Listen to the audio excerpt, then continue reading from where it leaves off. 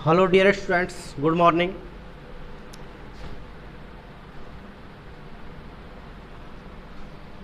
APS Kathumar की online class में आपका हार्दिक स्वागत है।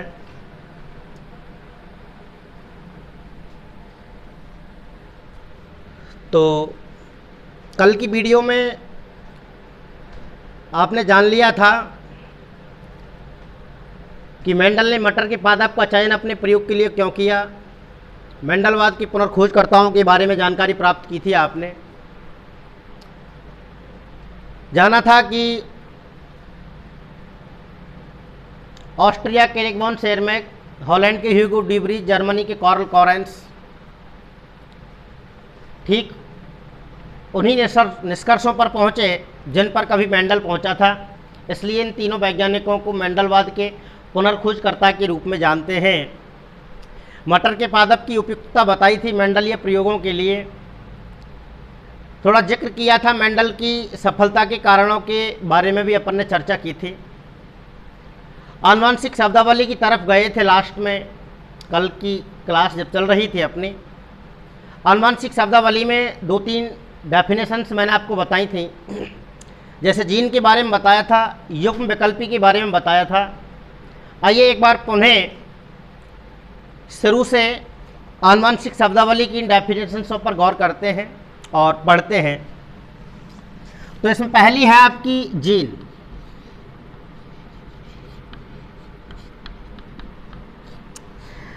जैसा कि आपको पता है कि जीन एक ग्रीक भाषा का शब्द होता है। जेनेटिक्स शब्द की उत्पत्ति ग्रीक भाषा के इसी शब्द से हुई है, जीन से। देखिए क्या तात्पर्य है।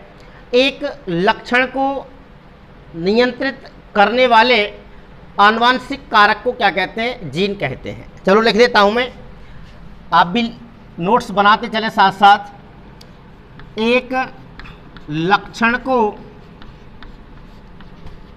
को नियंत्रित करने वाले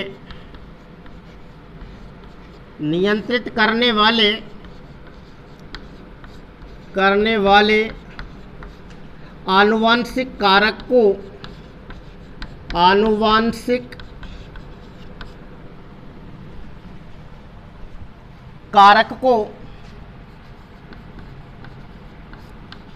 को जीन कहते हैं।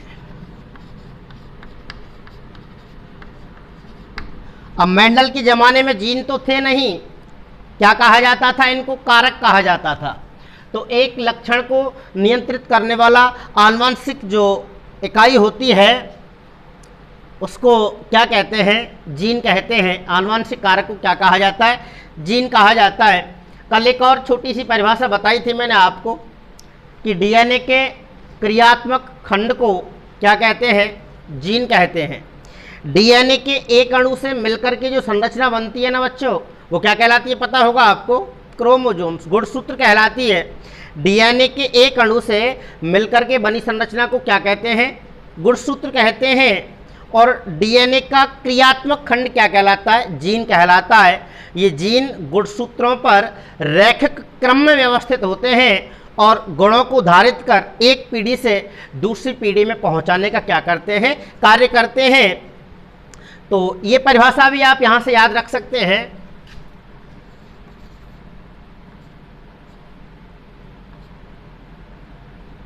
डीएनए के, मैंने कल भी बताया था, डीएनए से मतलब न्यूक्लिक अम्ल है ये, डीऑक्सीराइबोज न्यूक्लिक अम्ल। तो डीएनए के या डीएनए का क्रियात्मक खंड जीन कहलाता है। ओके, डीएनए के क्रियात्मक खंड को क्या कहते हैं? जीन कहते हैं।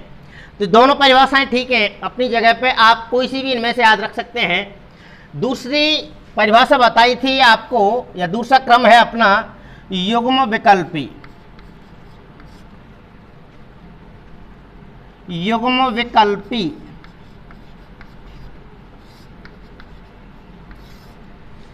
युग्म विकल्पी से क्या तात्पर्य होता है? किसे कहना चाहिए युग्म विकल्पी? एक लक्षण को नियंत्रित करने वाले जीन के दो विपर्यासी स्वरूपों को क्या कहते हैं? युग्म विकल्पी कहते हैं। लिख दीजिए, एक लक्षण को नियंत्रित करने वाले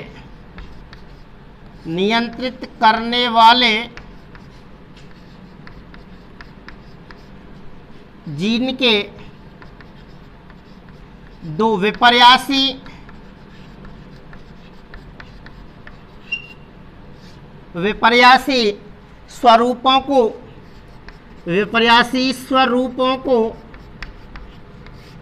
स्वरूपों को क्या कहते हैं बेटा? युग्म विकल्पी कहते हैं। क्या कहते हैं? युग्म विकल्पी कहते हैं।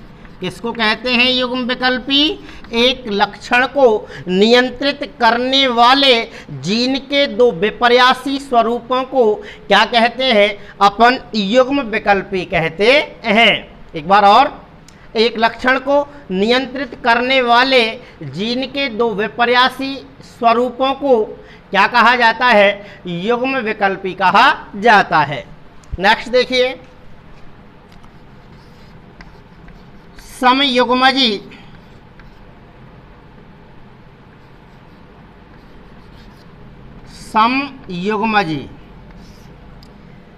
ये दोनों एक साथ आएंगे।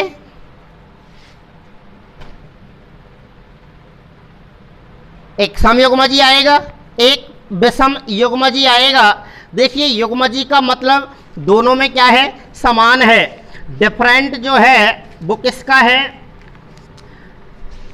एक में आएगा कौन? सम, और दूसरे में यूज क्या कर रहे हैं अपन? विषम। तो कुछ तो इनमें क्या है? डिफरेंट है। तो देखेंगे, जब जीन के दोनों युग्म विकल्पी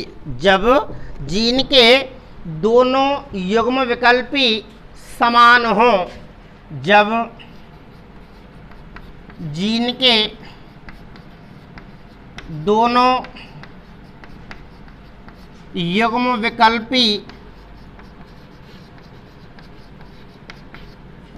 समान हो, जब जीन के दोनों युग्म विकल्पी समान हो तो उन्हें क्या कहते हैं? समयुग्मजी कहते हैं। समयुग्मजी कहते हैं। ओके, जब जीन के दोनों युग्म विकल्पी क्या हो? समान हो, तो उन्हें क्या कहेंगे बच्चों? समयुग्मजी कहते हैं। फॉर एग्जाम्पल,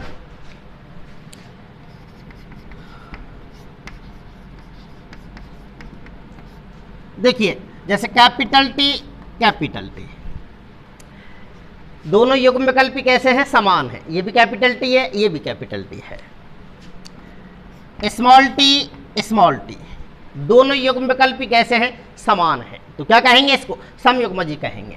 कैपिटल आर क्या है? दोनों सेम है कि नहीं है? तो क्या कहेंगे इसको? समयुग्मजी कहेंगे। Small R and small R क्या कहेंगे? इनको समयुग्मजी कहेंगे। तो जब जीन के दोनों युग्म विकल्पी क्या हो? समान हो, सेम हो, तो क्या कहेंगे? उसको समयुग्मजी कहते हैं। इसका अपोजिट कर देंगे तो क्या बन जाएगा? विषम युग्मजी।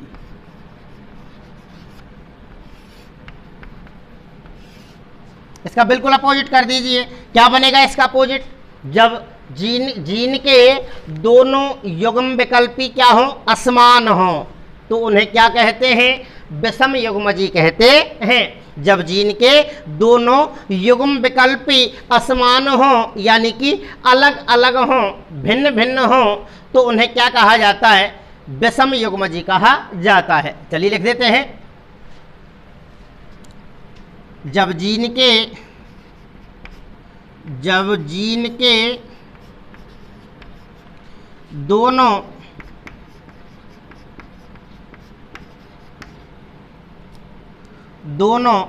युग्म विकल्पी असमान हो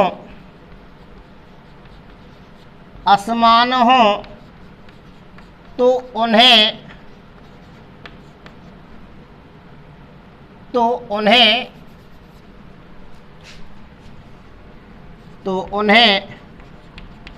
विषम युग्मजी कहते हैं। विषम युग्मजी कहते हैं। क्या कहते हैं? विषम युग्मजी कहते हैं। इसको जब जीन के दोनों युग्मविकल्पी असमान हो तो उन्हें विषम युग्मजी कहते हैं। जैसे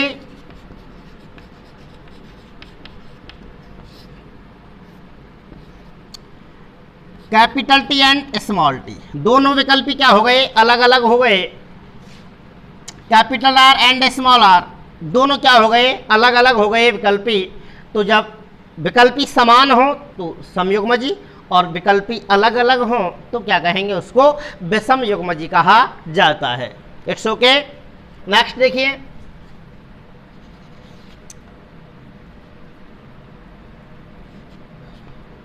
प्रभावी लक्षण। ये लक्षण है दो, एक प्रभावी लक्षण पढ़ेंगे और एक क्या पढ़ेंगे अपन? अप्रभावी लक्षण।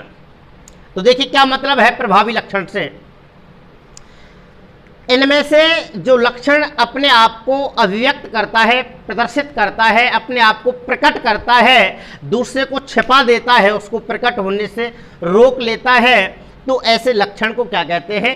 प्रभावी लक्षण कहा जाता है। और एक और खास बात याद रखेंगे आप इसमें कि प्रभावी लक्षण को सदैव अंग्रेजी वर्णमाला के बड़े अक्षर से यानी कि कैपिटल लेटर के द्वारा क्या करते हैं? अपन निरूपित करते हैं। तो देखिए,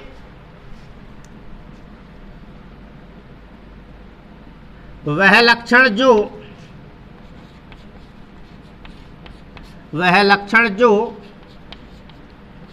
F1 पीढ़ी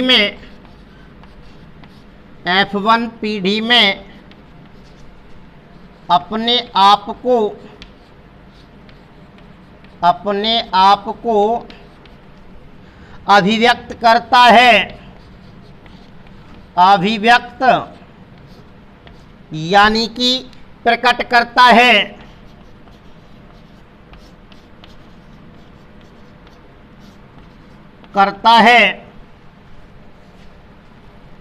प्रभावी लक्षण कहलाता है। कौन सा लक्षण कहलाता है बच्चों? प्रभावी लक्षण कहलाता है।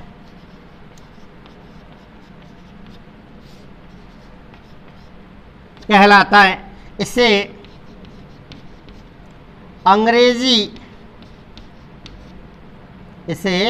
अंग्रेजी वर्णमाला के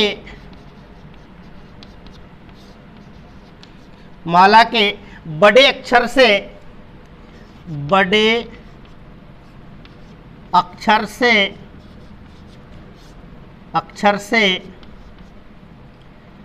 व्यक्त किया जाता है।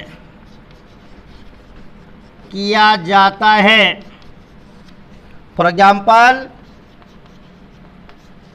जैसे capital T and capital T, ये प्रभावी लक्षण है। कहीं ना कहीं लंबापन है, ये कैपिटल लेटर्स व्यक्त करेंगे। ये राउंड गोल बीज की आकृति के लिए है, प्रभावी है गोल झुर्रीदार पर, इसलिए इसको कैपिटल लेटर के द्वारा क्या करेंगे? अपन व्यक्त करेंगे। इसके बाद में नेक्स्ट पॉइंट आपका है अप्रभावी लक्षण। इसका अपोजिट कर देंगे प्रभावी के लिए। आइए देखते हैं अप्रभावी लक्षण से हमारा क्या अभिप्राय है और इसका अपोजिट करने पर क्या बन जाना चाहिए कि वह लक्षण जो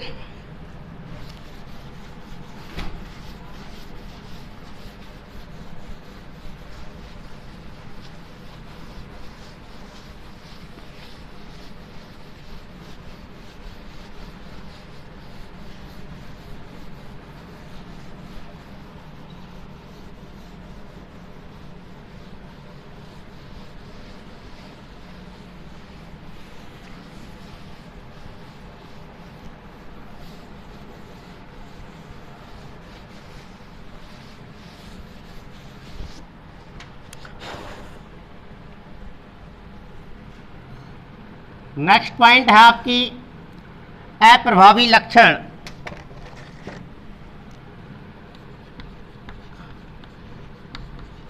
अप्रभावी लक्षण, जैसा कि पढ़ा था, अभी बोला था मैंने आपके लिए कि वह लक्षण जो अपने आप को F1 पीढ़ी में प्रकट नहीं करता है अप्रभावी लक्षण कहलाता है। वह लक्षण जो F1 पीढ़ी में प्रकट नहीं होता है, प्रकट नहीं होता है,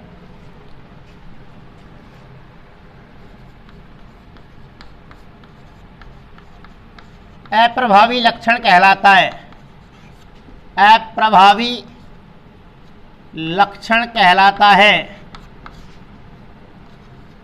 डिफरेंट पूछ सकता है इन दोनों में। फिर अप्रभावी और प्रभावी लक्षण में अंतर लिखिए। एक अंतर का क्वेश्चन बनता है, यहाँ से निम्न में अंतर बताइए। तो इसमें कई पॉइंट ऐसे हैं जो 2 पॉइंट एक साथ पूछे जाएंगे और 1 नंबर का फिकेशन तो आराम से बन ही जाता है।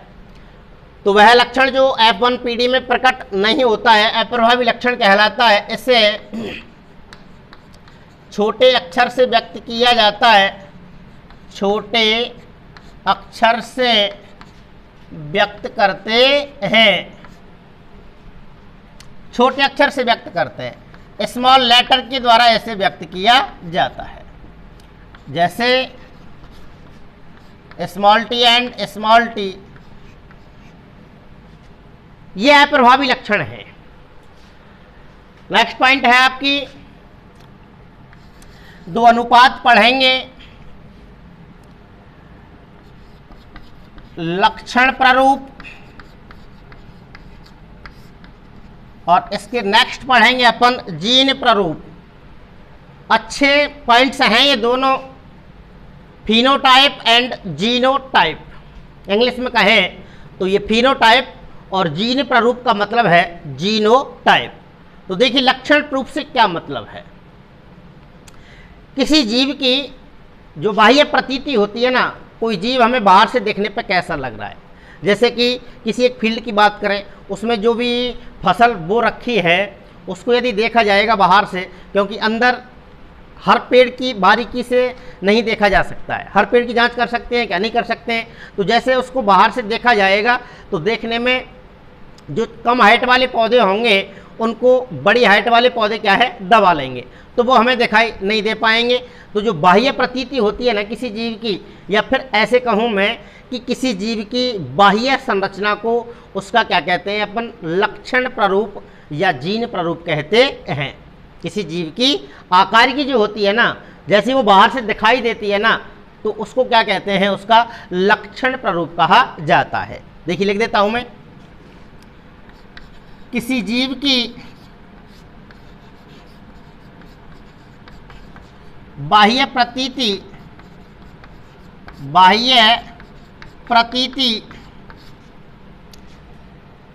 या संरचना, किसी जीव की बाह्य प्रतीति या संरचना उसका लक्षण प्रारूप कहलाती है, उसका लक्षण प्रारूप कहलाती है। क्या कहलाती है? उसका लक्षण प्रारूप कहलाती है। किसी जीव की बाह्य प्रतीति को या बाह्य संरचना को उसका क्या कहते हैं अपन, लक्षण प्रारूप कहते हैं, फिनोटाइप कहते हैं। नेक्स्ट देखिए, जीन प्रारूप या जीनोटाइप। किसी जीव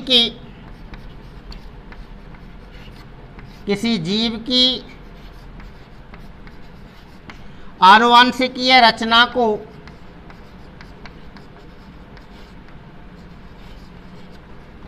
किसी जीव की आनुवंशिकीय संरचना को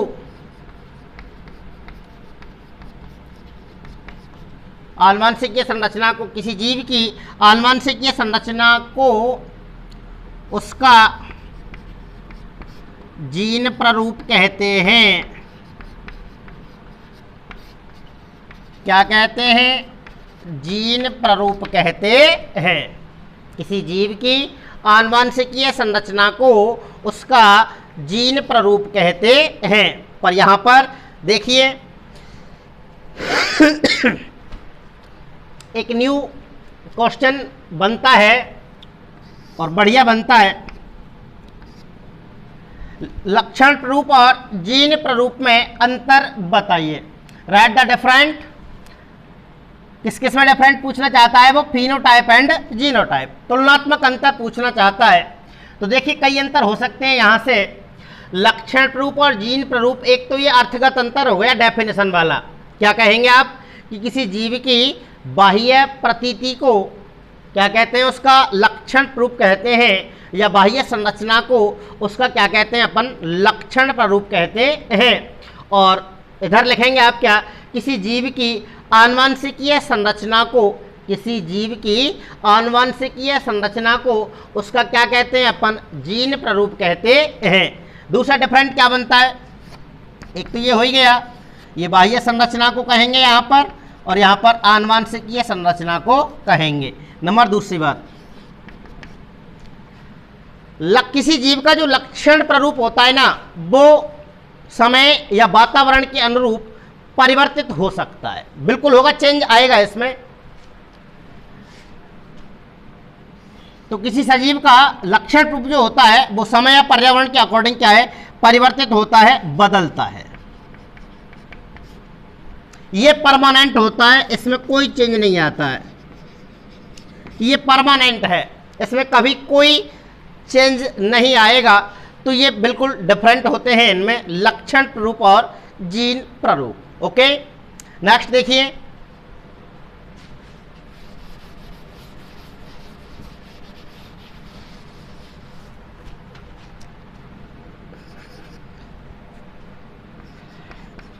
एक संकर संकरण, बहुत छोटी सी परिभाषा है। संकरण तो आप कई दिनों से चर्चा में है आपकी में। तो एक संकर संकरण से क्या मतलब है? जब एक जोड़ी लक्षणों की वंशगति का अध्ययन किया जाता है तो उसे क्या कहते हैं? एक संकर संकरण कहते हैं। जब एक जोड़ी लक्षणों की है, एक जोड़ी से मतलब जैसे लक्षण का नाम क्या हो गया? यहाँ लिख लेता हूं मैं, लंबाई। लक्षण हो गया लंबाई। जब एक जोड़ी लक्षणों की वंशागति का, अब लंबाई में जोड़ी बन जाएगी नहीं बन जाएगी आपकी, है ना? क्या एक लंबापन है लक्षण, और दूसरा क्या है आपका? बौनापन है। बोलो है कि नहीं है? ये एक ही जोड़ी है कि नहीं है लक्षण? उसके स्वरूप क्या होगा? ये दो, लंबापन और बौनापन। इनके मध्य में जो क्रॉस कराया जाएगा, जो संकरण कराया जाएगा, वो क्या कहलाएगा? एक संकर संकरण कहलाता है। ठीक है ना? तो वही लिख देता हूं मैं। जब एक जोड़ी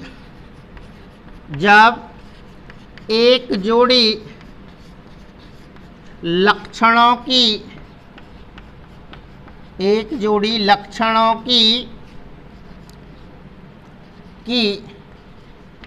वंशागति का जब एक जोड़ी लक्षणों की वंशागति का अध्ययन किया जाता है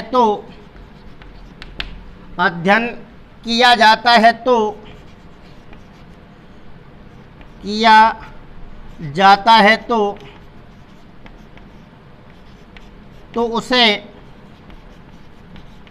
उसे एक संकर संकरण कहते हैं।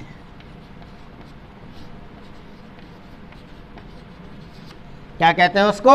एक संकर संकरण कहा जाता है। जब एक जोड़ी लक्षणों की वंशागति का अध्ययन एक साथ किया जाता है तो उसे क्या कहेंगे अपन? एक संकर संकरण कहते हैं। नंबर नेक्स्ट, द्विसंकर संकरण। द्विसंकर संकरण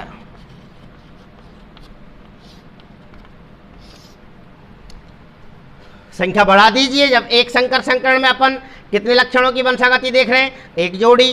द्विसंकर में कितने जोड़ी लक्षण आनेंगे, 2। जब दो जोड़ी लक्षणों की, जब दो जोड़ी लक्षणों की वंशागति का अध्ययन एक साथ किया जाता है तो, अध्ययन एक साथ किया जाता है तो उसे क्या कहते हैं अपन, द्विसंकर संकरण कहते हैं। क्या कहते हैं बच्चों, द्विसंकर संकरण कहा जाता है। जब दो जोड़ी लक्षणों की वंशागति का एक साथ अध्ययन किया जाता है तो उसे द्विसंकर क्रॉस या द्विसंकर संकरण कहते हैं। ओके, नेक्स्ट देखिए।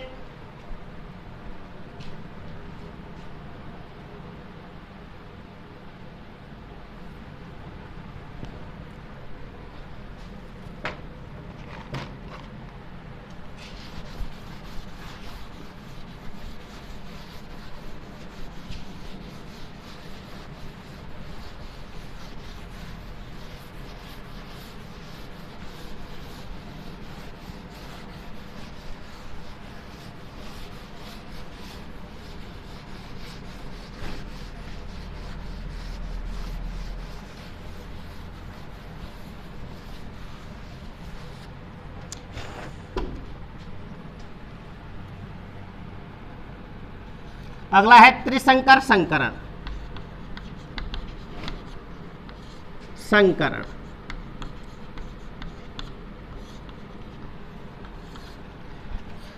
कोई खास चेंज करना नहीं है, उसी क्रम से जैसे आप पढ़ते आ रहे हो संकरण को, उसी काम को कर दीजिए। त्रि लग रहा है तो त्रि का मतलब क्या होता है, 3। बाकी डिटो है पहले की तरह ही। जब तीन जोड़ी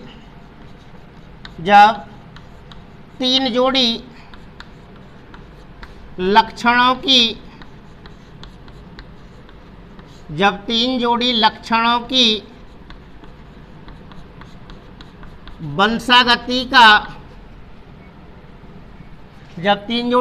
की वंशागति का अध्ययन एक साथ किया जाता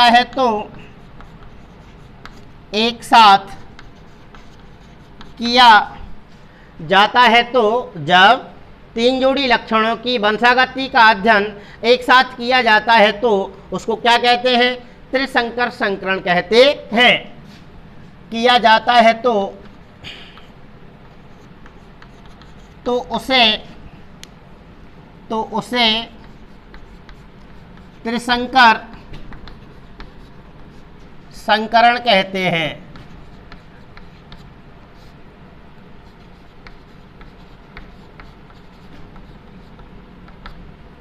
ओके, नेक्स्ट देखिए। अगला पॉइंट है बहुसंकरण।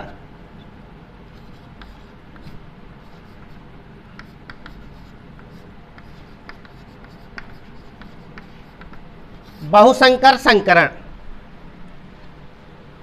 क्या मतलब है? बहुसंकरण, बहु माने बहुत से। जब अनेक लक्षणों की वंशागति का अध्ययन एक साथ किया जाता है तो उसको क्या कहते हैं, बहुसंकर संकरण कहा जाता है। जब अनेक जोड़ी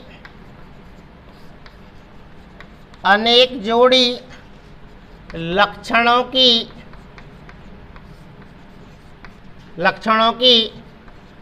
वंशागति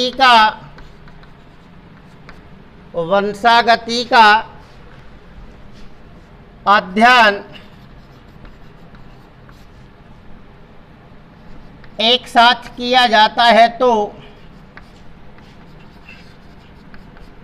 एक साथ किया जाता है तो उसे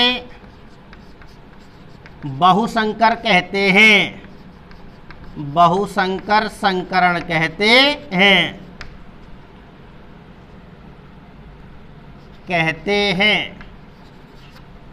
ओके, और ये देखिए अभी और है 2 3 4 5 डेफिनेशन। नेक्स्ट है परीक्षण संकरण।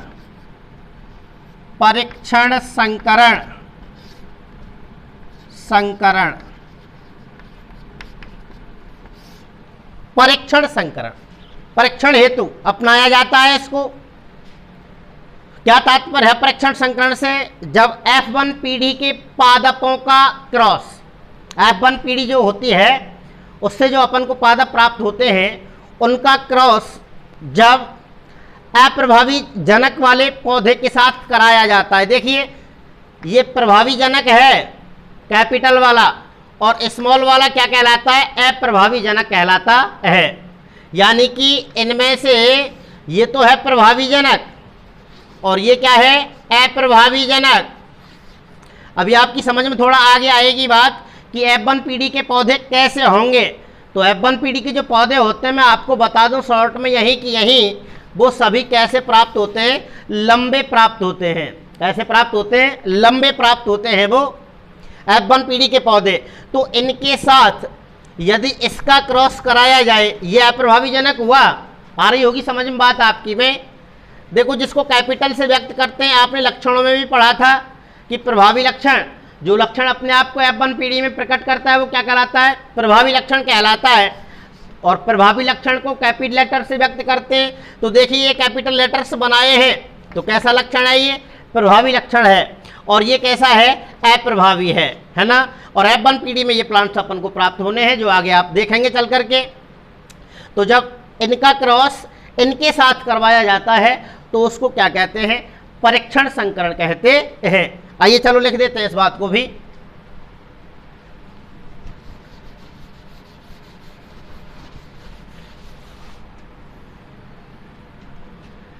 जब F1 पीढ़ी के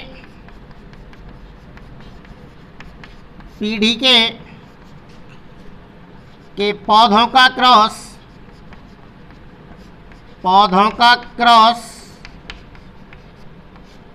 अप्रभावी जनक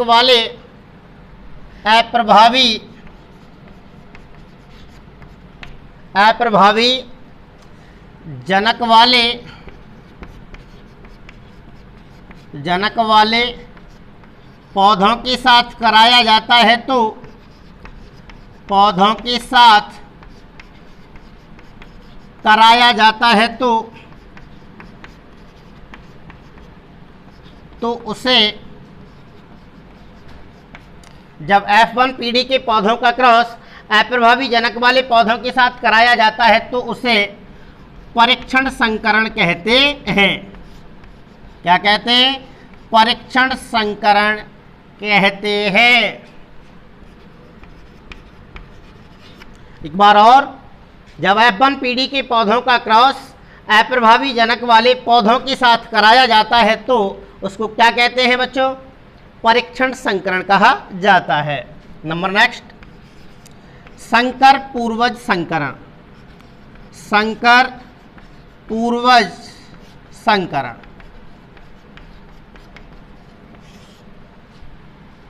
देखो अभी जो मैं लिख रहा था ना F1 में, तो ये प्लांट्स आपको प्राप्त हैं ही, ठीक है ना। और ये है अपना प्रभावी जनक और ये है अपना अप्रभावी जनक। अब इनका क्रॉस इनमें से, चाहे तो ये चाहे तो ये, इन दोनों में से किसी एक के साथ कराया जाता है तो उसको क्या कहते हैं? संकर पूर्वज संकरण कहा जाता है। जब F1 पीढ़ी के पौधों का क्रॉस प्रभावी या अप्रभावी जनक में से या दोनों में से किसी भी एक के साथ कराया जाता है तो उसको क्या कहते हैं? संकर पूर्वज संकरण कहा जाता है। देखिए लिख देते हैं डेफिनेशन।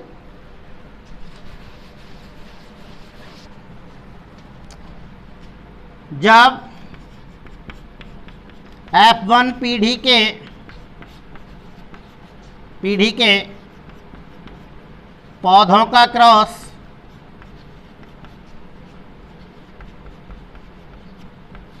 जब F1 पीढ़ी के पौधों का क्रॉस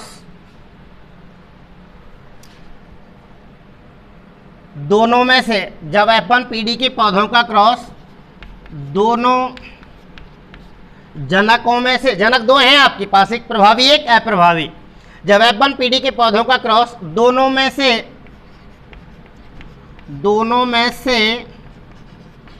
किसी एक जनक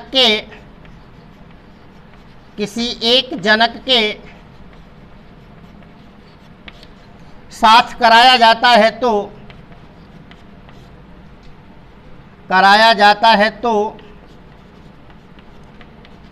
उसे संकर पूर्वज संकरण कहते हैं। क्या कहते हैं? संकर पूर्वज संकरण कहते हैं। ठीक है। नंबर नेक्स्ट, व्युत्क्रम संकरण।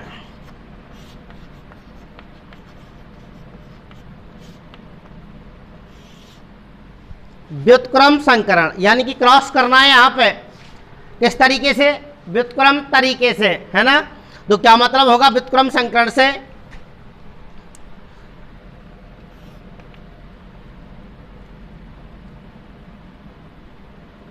जब ए पादप टीटी को नर तथा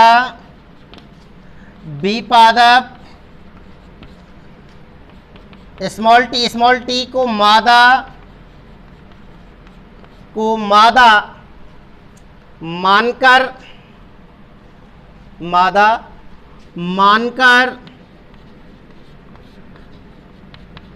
क्रॉस कराया जाता है तथा दूसरी बार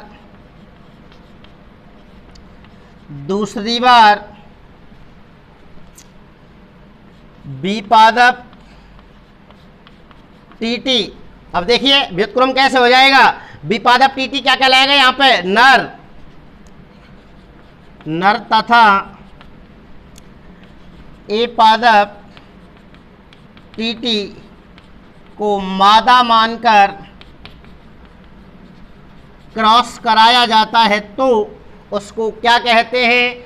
व्युत्क्रम संकरण कहा जाता है। जब ए पादप टीटी को नर तथा बी पादप टीटी को मादा मानकर क्रॉस कराया जाता है तथा दूसरी बार बी पादप टीटी को नर और ए पादप टीटी को मादा मानकर के क्रॉस कराया जाता है तो बेटा उसको क्या कहते हैं? अपन व्युत्क्रम संकरण कहते हैं, है ना।